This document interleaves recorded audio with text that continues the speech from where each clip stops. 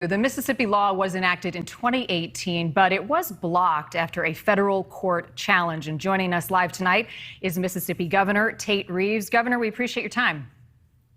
Thank you for having me on tonight. You were not in office when this law passed, but you do support the court's decision to review federal abortion law. In fact, you call it long overdue. Why is that? And also, what is your reaction? Well, I'm very pleased that the court has made this particular decision to hear our case in Mississippi. While I was not governor in 2018, I did serve as the state's lieutenant governor and the leader of our legislature and our legislative branch, and I helped lead the effort to pass this particular law.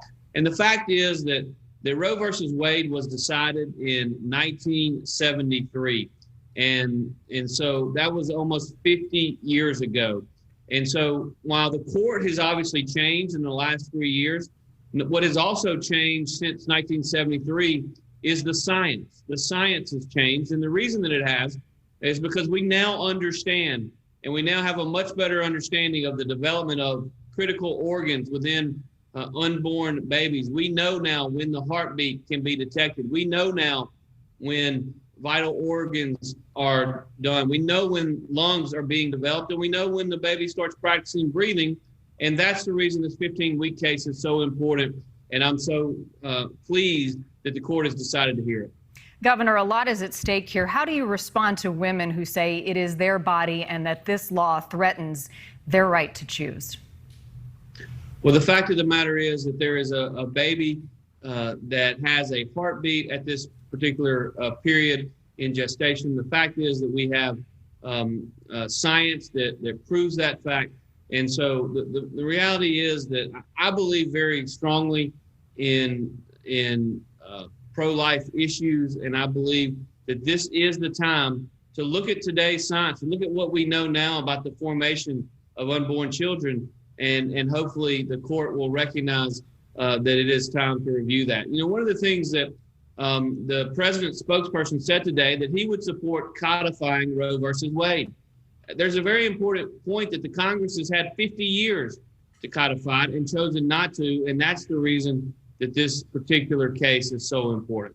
Critics also say that pre-viability, the ban poses a threat to pregnant women's health, specifically those who are unable to get access to health care or resources due to financial constraints. How do you plan to address that in your state moving forward? Well, here's the fact that there is an unborn child that we believe has a heartbeat detected. We believe it has the ability to develop lung capacity, and it started practicing breathing. And so we certainly want to do everything in our power to make access available for pregnant women. We are working on that. We had legislation this year within the Mississippi legislature that would have expanded care for those pregnant mothers, and we're going to continue to work towards that. But we also have to understand that not only should we work very hard to protect the mother, we also have to work very hard to protect that unborn baby, because that is something that is critically important. Well, as we said, the court will take up this issue in October. We'll be following it closely. Governor, before I let you go, I do want to get your thoughts on the unemployment benefits.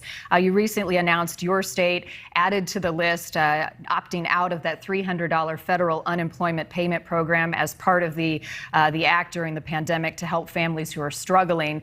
Democrats have called this a callous and heartless move. Why did you feel it was necessary to do that? If you travel anywhere in the state of Mississippi, and I believe if you travel anywhere across America, the number one thing that you see in small businesses is help wanted signs.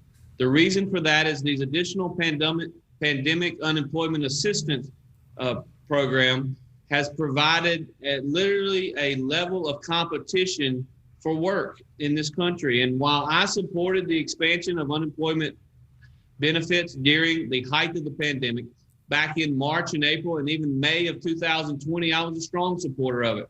But the fact is, on the ground in 2021 in May is very different than what it looked like in May of 2020.